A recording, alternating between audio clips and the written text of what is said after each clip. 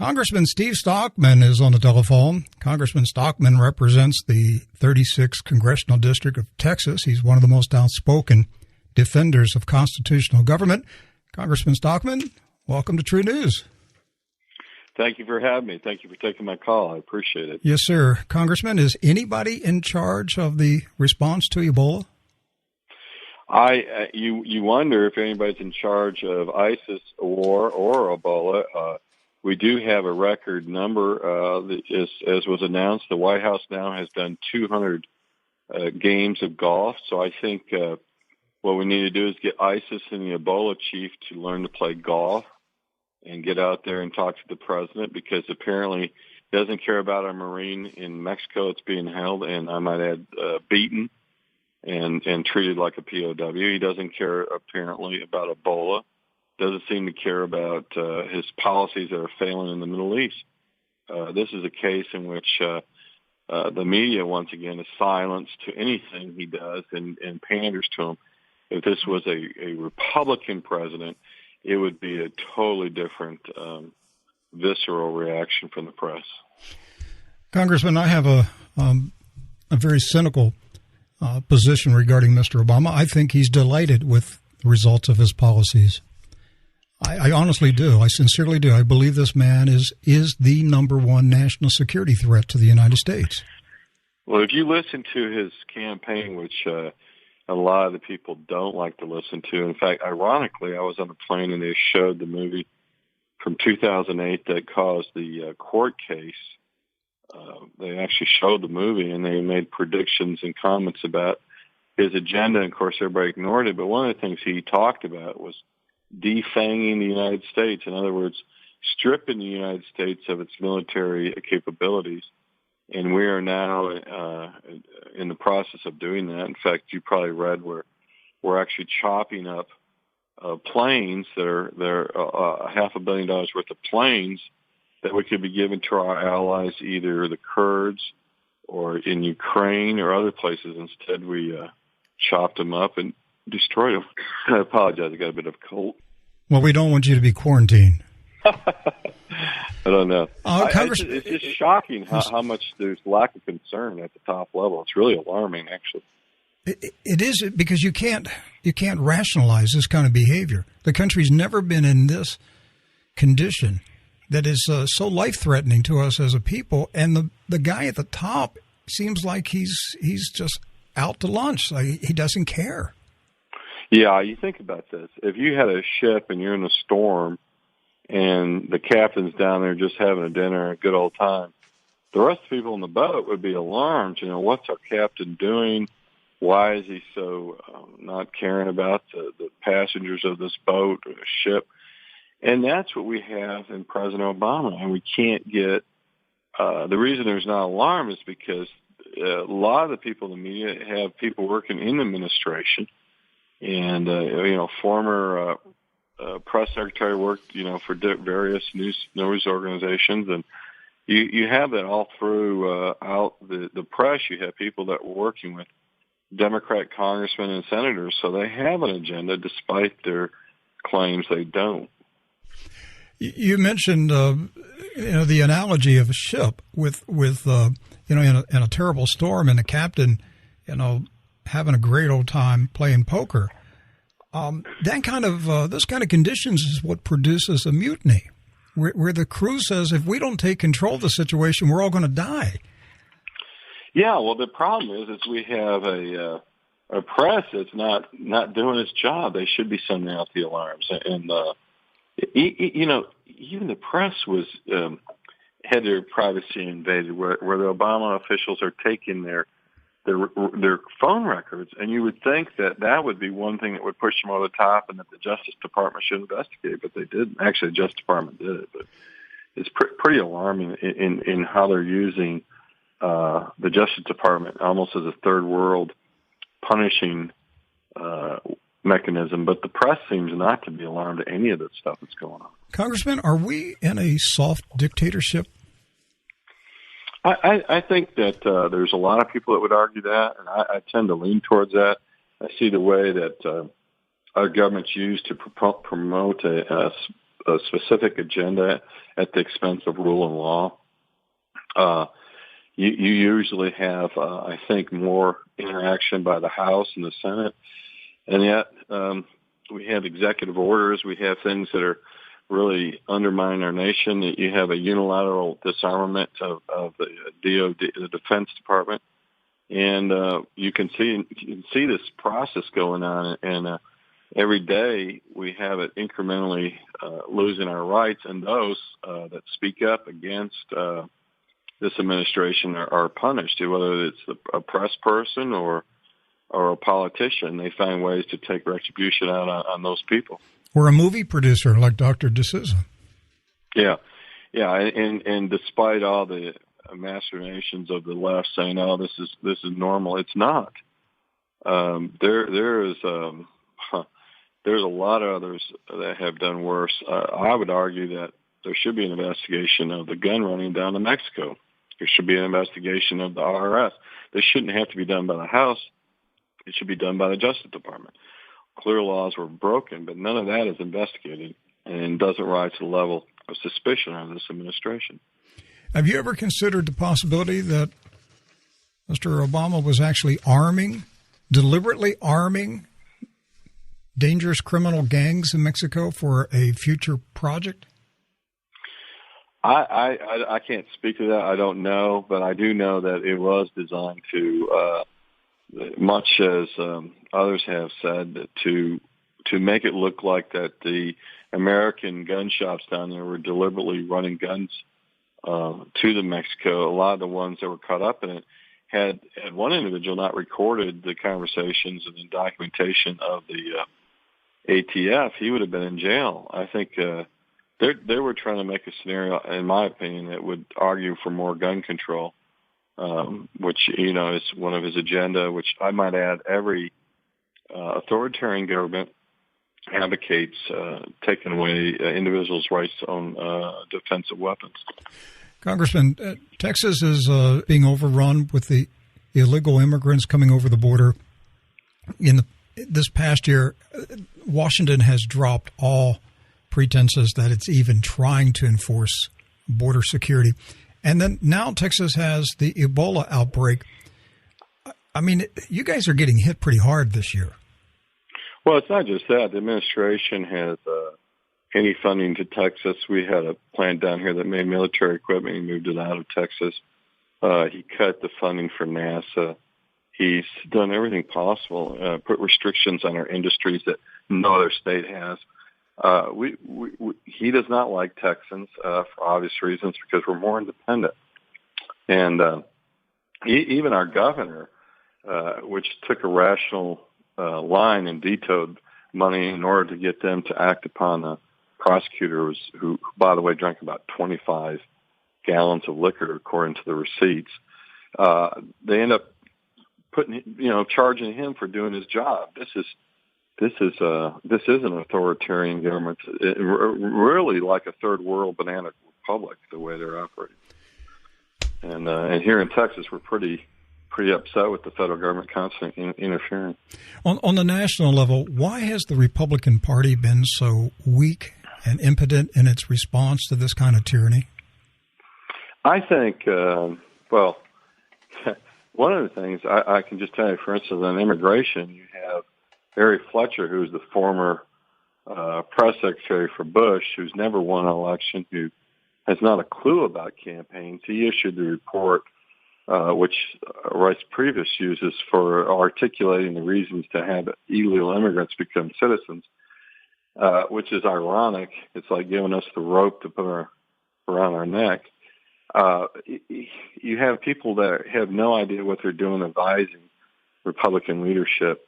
The fact is we did a study in which we found California, after Reagan granted amnesty, California went directly into the Democrat hands, and that's what will happen to Texas if the Bushes and those folks that are pushing this illegal immigrants as a solution and a panacea to everything, we will lose or never win another presidency in the history of the United States. I just don't think it'll happen. they're not. I was on the border. They're not coming across the border, and they're not declaring themselves to be libertarian or conservatives. To the contrary, they immediately sign up for benefits, which inclines them to lean to those that support those benefits. The unprecedented number of undocumented and unaccompanied children that came over the border this year, was that a genuine humanitarian crisis, or was that an orchestrated political operation? I think it's orchestrated. I'll tell you why. I was down on the border several times, and I didn't go through the Obama administration's press secretary or any of those people. The second time I was down there, the third time I was down there, they wanted us to do that. We tried to work with the administration to go through proper channels. Of course, we got even less information. But one of the times we went down there unaccompanied as a congressman, they always wanted to accompany us, not the illegal immigrants, which is kind of ironic. We went down there and we actually talked with some of the illegal immigrants coming across the border. And they came across repeatedly directly, because Obama said, if you get over here, we're going to take care of you. That was the message repeatedly heard. And you can even to this day go down there and ask them. Anybody can go down there and ask them, why are you coming here? And they tell you. Obama said there was going to be amnesty. We're coming here to get, to become citizens and to get the benefits. There's no doubt what his speeches and so forth penetrated down there and made a big difference. And what people don't realize, they travel 1,000 miles from Guatemala. It's about 1,000 miles. And on the way up, the women often are raped, beaten, or kidnapped, or murdered. So if you're truly a compassionate person, which I think most of us are, we wouldn't want to encourage that travel or journey. Yet what we have on the left is they're encouraging that, and which increases the rape and the killing. And no one wants to talk about that. I had CNN with me one time. I repeatedly tried to bring it up, and she cut me off. They didn't want to talk about that part. That part, the dirty aspect of the people that are being tortured, raped, and kidnapped, murdered, all that, there shouldn't be any discussion of that. In fact, they even have what are called rape trees, in which the clothing of the women is hung on a tree. And many of the parents give their kids birth control pills because they know they're going to be raped. It's horrendous and very, very bad, and yet that's one of the things that no one wants to talk about. But is it realistic to believe that small children, 4 or 5, 6 years old, are walking from Guatemala unaccompanied all the way to Texas? No, I think that's a bit of a myth. In fact, the ones we asked, they have in their hands a piece of paper that the smugglers give them what to say, and you'll be surprised. It's much more organized than it's done mainly through the drug cartels and stuff. And they will sit there with a piece of paper and repeat, we're here unaccompanied. But for instance, this one little girl we interviewed, she said, well, actually, I'm the younger sister to this person over here, and my mother sent me with this person. So for the purpose of discussion of coming across the border and meeting American authorities, they deliberately have a story which they know fits within the Obama administration's guidelines to stay here. And they use it to a very, very their ability. Now, here's one thing that they don't discuss. When we were down there, we saw lots of people with illnesses, and they discussed that. But anytime we tried to get to the area where they actually have a holding area for the people with all these diseases and stuff, many times these kids are sent out sick. And some argue that this newest outbreak across the country may be tied to the young kids that are being shipped off without adequate medical attention. There's a second point is that and I've asked this repeatedly, and I got the same answer, and no one follows up on it. I say, do you do background checks for the people calling up here that want to sponsor a child? The answer repeatedly is no, we don't have enough resources to do that. So if you're a pedophile and you want to get a young kid, a young girl, a young boy, or whatever, you can call up and say, I'm willing to sponsor a kid, and you too can have a kid of your own, and we are not doing the background checks we should be doing. Regarding the virus, this EVD68 that's attacking, I guess so far close to 800 1,000 children in the United States started this summer. According to investigative reporter Cheryl Atkinson, she said that there are significant numbers of illegal minors in Kansas City and Chicago, the two cities where the EVD68 virus first broke out. Now, she didn't have proof that they transmitted the virus, but there is the smoke is there. It's like, okay, we have large concentrations of undocumented children brought in by the Obama administration, dropped off in Kansas City and Chicago, and simultaneously, we have an outbreak of a mysterious respiratory disease. Yeah, I mean, it's that's what I was pointing out. I think if it was a responsible government that we had in power, you would have someone investigating that and documenting it. But because they don't want to know the answers to some of these really tough questions, they intentionally don't ask them. But I think Cheryl, which, by the way, is not a right-wing blogger, she has a long history of mainstream media. And part why she's no longer with them is because she was speaking the truth. And I think she has a valid argument, and there should be follow-up on that. And because I believe there is a linkage, and I'd like to see further investigation to it. But if there is, we're exposing our nation in the name of compassion for countries, which, by the way, many cities in the United States, including Chicago, have a higher death rate than Guatemala, but that's another issue. I guess we should be sending our kids from Chicago down to Guatemala to be safer.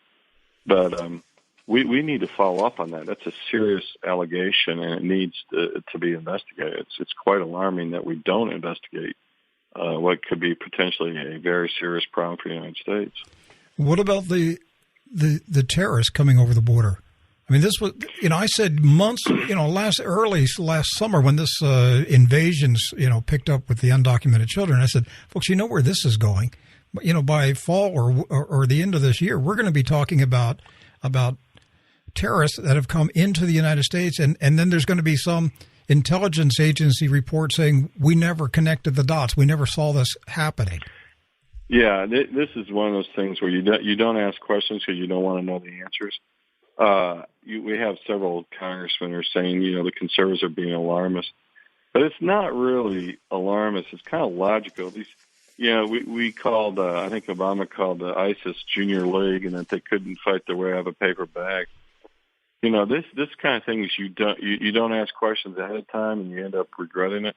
This is one of the clear issues. They as you know, there was posted pictures of the White House, I think pictures in Chicago and other places, where the individuals were posting on jihadist web pages indicating that they're targeting. They even held up a little piece of paper written in Arabic saying, we are from ISIS, we're here. But that doesn't raise any alarms, which to me is alarming. I don't know what level does it take for the nation to get alarmed. I remember after the Boston bombings, we had one of the Justice Department people come in and talk to us. And I asked them, I said, these guys were subscribers to a jihadi magazine. I said, don't you think that if they subscribe to jihadi magazine, they might be jihadis? Or, like if you're subscribing to a ski magazine, you may be a skier, or a bird watching magazine. You may be a bird watcher. And they said that did not rise to the level of investigation just because they subscribed to that magazine, which I think is quite absurd. What did you think of Barry Benghazi sending a Homeland Security official to Oklahoma City to encourage the Islamic mosque that produced the man who beheaded the grandmother in Oklahoma City? Well, again, I don't know if you're aware of this, but we're calling it workplace violence. Right. Again. Mm-hmm. And the interview by some of the administration officials, their twisted rationale behind this, and as you know, they removed a lot of things from our government paper. We're not allowed to use, I guess, jihadis anymore. In fact, one paper said from the Obama administration, I believe, said that jihad was a noble thing. I think that the behavior in way we treat our soldiers and those that have fallen victim to this fascist ideology and murder is beyond the pale. We have no sympathy, apparently, for the victims of this ideology, and yet we try to rationalize and blame everybody else for it and not hold those that do it accountable. It's just mind-boggling.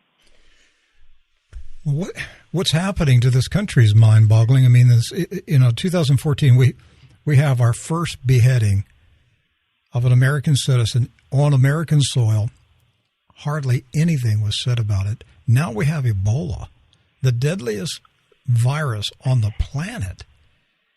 And, if you think about two plagues coming together simultaneously, Islamic terrorism and Ebola.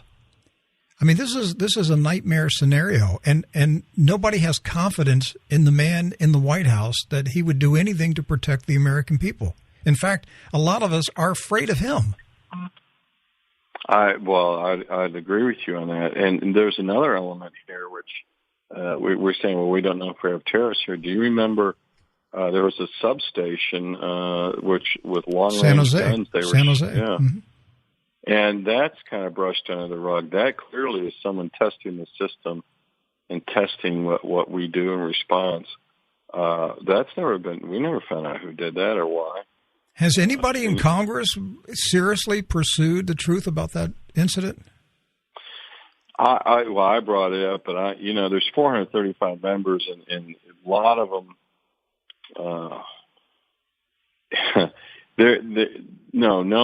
the short answer is I'm not aware of it, and that would be a great, I think, investigation that should go forward. But do you have an estimate of the 435 members of Congress? What would you estimate? How many of them actually know that incident took place?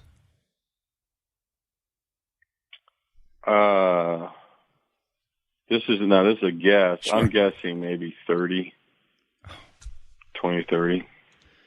Less than 10%? I know. I can tell you this, and I won't tell who I was with, but I was overseas at an event, function with other people from the government, and I was astounded.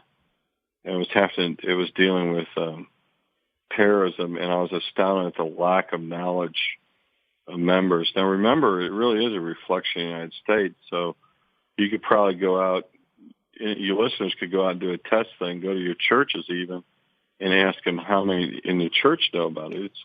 It's not well known, and what's odd is that this should have been a huge story. That's to try to hit United States power grid in that fashion and to test our capabilities is an act of war, and yet that's not covered. And as you know, we also had incursions in our space.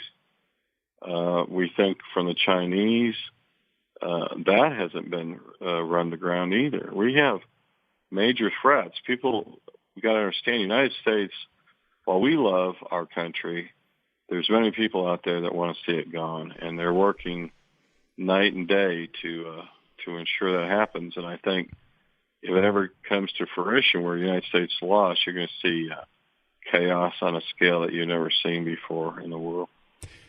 And we've got Russian nuclear bombers making regular runs towards our border. Yep. And they're increasing their development. While Obama pledged he wants to leave office with zero nuclear weapons, the Chinese have a neutron bomb. They're the only country in the world that I know has a neutron bomb, which, by the way, I think we developed. It's basically a huge microwave that kills everybody through radiation and leaves the buildings. It's a devastating weapon. They're creating MIRVs, and that's a multiple reentry vehicle, meaning that they can shoot one warhead and hit 9 or 10 targets, depending how well advanced they are, 4 or 5, 2 or 3. And they're going to be putting them on they're building a large number of submarines. And in World War II, Germany had more submarines. We probably would be speaking German. I was speaking to former Ambassador Cooper the other day on the telephone. He's going to be on the program tomorrow. He was director of the Strategic Defense Initiative under President Reagan and President Bush. And I asked him about Obama's pledge to de-nuke this country, to de-arm us. And Ambassador Cooper said, he said, well, he was aware that Mr. Obama wanted to do that, but he said, I'm positive that the Congress would not let him do that. I'm sure that has never happened. Congressman, does anybody know whether Obama has successfully carried out his pledge to disarm the United States? Well, remember that pledge was made, I think it was in San Francisco, and his commitment was to make sure we didn't have weapons because we were obviously the point of all evil in the world. And I don't know if you saw the clip where I think it was collegereform.org where they interviewed Harvard kids and asked which was more a danger to the world, the United States or ISIS, and many of the kids said the United States. So you definitely have a mentality out there that believe the United States is evil and that we're the problem. And yet I talked to my colleagues about this, and nary a few have any idea what Obama's doing with our nuclear weapons. I would suggest maybe bringing the chairman of the DOD committee onto your show and have a discussion with him. Outside of there, are a few people in Congress that know what the president's doing in terms of destruction of our weapons. And I know from several people that are inside the intelligence community, apparently he's accelerating the destruction of our defense in terms of nuclear weapons. And downsizing the military. I mean, we're taking our manpower level down to unprecedented low level. Yeah, I think someone argued that it was below World War I's level, which was really super low. And also, too, there's a correlation, despite what our friends on the left say. Anytime the United States gets weak, there's war that breaks out. After World War I, we pretty much destroyed a lot of our capabilities. And then, a few years later, you have World War II, and we had to rebuild it. In World War II, we destroyed our capabilities. In fact, as we speak now, there's billions of dollars of equipment that's being shredded in Afghanistan instead of given to our allies.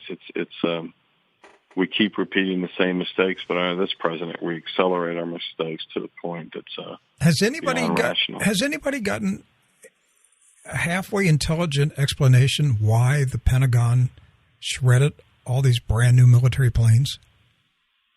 No, and I've asked that they be shipped off repeatedly to our allies. And what was met to my request was the acceleration of destruction of it. So I think it's deliberate. They argued it cost too much. But I talked to our allies, for instance, those planes, the only thing they needed was fuel, and the Ukrainians and the Kurds and others wanted them. And they said they're willing to pay for the fuel. So it's nonsense to say, well, it's cheaper to destroy them. In fact, ISIS, I was told, and I haven't validated this, but they have 6 divisions of brand new U.S. military equipment. And it was, we gave it to the Iraqis, and they had it in storage. They weren't even using it. And ISIS came in there and took it. And in fact, we're blowing up our own equipment when we hit targets. It's often U.S. military equipment that we're hitting. Unbelievable. One last question. After 2001, there was a lot of talk about smallpox, anthrax attacks, bird flu, and the CDC and the World Health Organization put into place protocol for the implementation of emergency measures that nations around the world agreed if we have a pandemic, these things, 1, 2, 3, 4, 5, whatever, these things are done immediately. Now, I remember this vividly, Congressman. I remember reporting on this, and I remember reporting on Ebola, 12, 14 years ago when nobody was talking about it. I assumed all these years that when we have a pandemic, these emergency measures were going to be put into place right away. And that's why I'm really puzzled by the ineptness, the slowness of what's taking place. And this isn't the bird flu. This is Ebola. Are you hearing any talk in Washington that at some point in the near future, the U.S. government will simply be compelled to implement certain emergency measures? Well, yeah. I think, what is it, Executive Order 130, I'm trying to remember, it was 130, 32, 33, where Obama has laid out, it's a great Forbes article, too, you can read about it, but he talks about using emergency powers to take over control of the economy and everything. And then, of course, our friends at Snoop say it's false. But then you read about it, and it turns out to be true. I think, I don't know, their terminology is there's always a crisis in which they want to use to their benefit. I would not be surprised that the reason that you see a lack of response is so it becomes a real crisis, and then things can be used to correct the crisis. I think I know just bizarre. There's not enough action up front, and I'm wondering if that's. I'm not saying this, but I'm wondering if that's intentional in order to create a greater crisis, to use it as a blunt force to say, well, in order to solve this crisis, we're going to have to take controls of the economy and individuals and so forth. I don't know. It's a strange non-response, a strange way of handling it. And I think that if it does go forward and we do not control it, that there may be an overreaction where the government starts taking away the rights of those that aren't that necessarily involved or need that to happen. I hope that's not the case. But as you know, this current government uses crisis to advance their philosophy and their agenda. Well, you just verbalized what a lot of our radio listeners are expressing to me in recent days. They're concerned that this is being allowed to deliberately fester until there is genuine panic in the American people and a demand from the public, do something, just do something. And then they step in with the hard, heavy-handed emergency measures, and they just keep stoking the fears and just driving the fear level until the people are demanding a powerful response from Washington. And, Congressman, I've said this, I was talking about this 14, 15 years ago. If there was ever a plague, it would be the perfect cover to destroy the constitutional republic, to destroy paper money. You'd have to gather up money because it's being used to circulate viruses. And so there's a lot that could be done with this particular virus, and I think all of us should be on guard for the worst-case scenario to happen. My guest, Congressman Steve Stockman, Congressman of the 36th Congressional District, great state of Texas. Thank you, Congressman. Appreciate you being on True News. Well, I really appreciate you taking my call, and as always, you do a service when you speak up and tell the truth, and knowledge is a great defense against authoritarianism. I appreciate you having me on. Yes, sir. Yes, sir. Thank you so much. All right. Bye-bye. Hey, there is our closing music. This hour went by really fast. I appreciate you spending the hour with me.